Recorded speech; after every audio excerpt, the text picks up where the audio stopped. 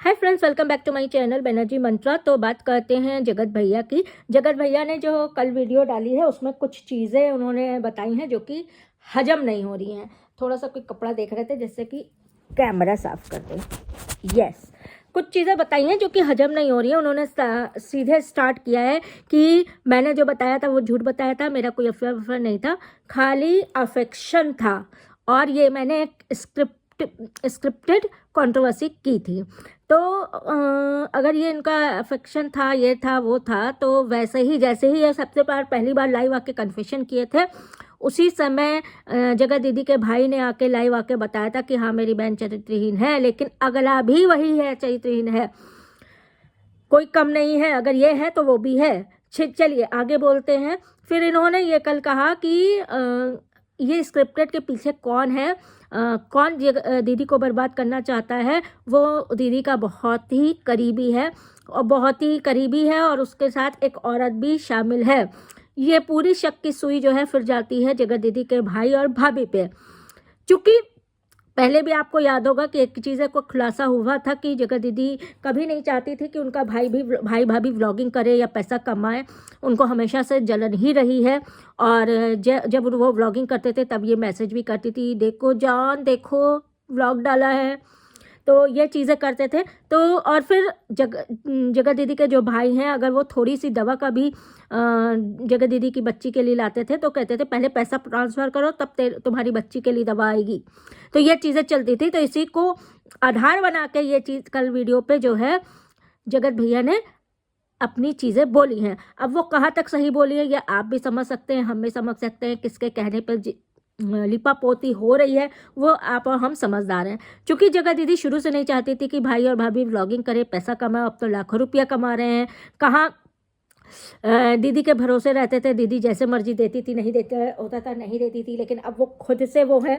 तो ये चीज़ें जगत दीदी कहीं ना कहीं से उनको बुरा दिखवाने की कोशिश भी कर सकती हैं।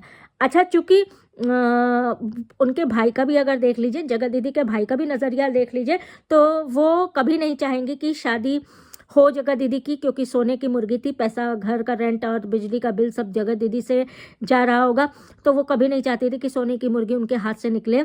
और अब जब शादी तय हो गई थी तो जो शादी से पहले जो मतलब आराम से खर्चा किया जा रहा था वो शादी के बाद रोक लग सकती थी, क्योंकि ससुराल का हो जाता है बस मामला। तो वो भी एक हिसाब से उनके पास भी मोटिव था शादी तुड़वाने का, कि भाई अगर शादी टूट गई तो जगत दीदी जो है जैसी सोने की मुर्गी हाथ से निकल सकती है। अब इन सब चीज़ों में जगत दीदी का जो इवेंट में जाना था, अब र्यूमर्स ये भी हैं कि जगत दीदी इवेंट में किसी ने फ़ोन करके बुलाया, कहा है एज अ चीफ गेस्ट फिर जाने वाली थी। तो ये किसी ने वहाँ पे बताया कि भाई जिनको आप चीफ गेस्ट में बुला रहे हो या जिनको इवेंट में बुला रहे हो उनकी इस तरह से मतलब सोशल मीडिया पे फजीहत हो चुकी है, इनकी मतलब इज्जत जो है वो तार हो चुकी है, बेइज्जती हो चुकी है। तो ऐसे इंसान को आप लोग इवेंट में ना बुलाएं, वरना आपके इवेंट की भी बदनामी होगी। तो इस लिहाज से उन्होंने जो शायद सामने से आके मना किया है जगत दीदी को, और फिर इस चीज़ को कवर अप करने के लिए उन्होंने कह दिया है कि जगत दीदी को कांटेक्ट किया था, लेकिन उनके पास और भी प्रोग्राम शेड्यूल थे, टाइम ना होने के कारण वो नहीं आ सकी। ये चीज़ को कवर अप किया गया होगा।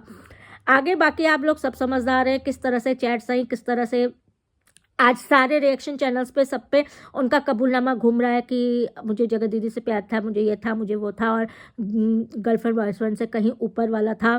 तो मतलब आप लोग के सामने एक तस्वीर पहले रखी गई थी, उस पर जो है कवर अप करके, या आप कह सकते हैं धुंधला बना के उसमें वो पेंट वेंट करके अब एक तस्वीर आपके सामने फिर से रखी गई है।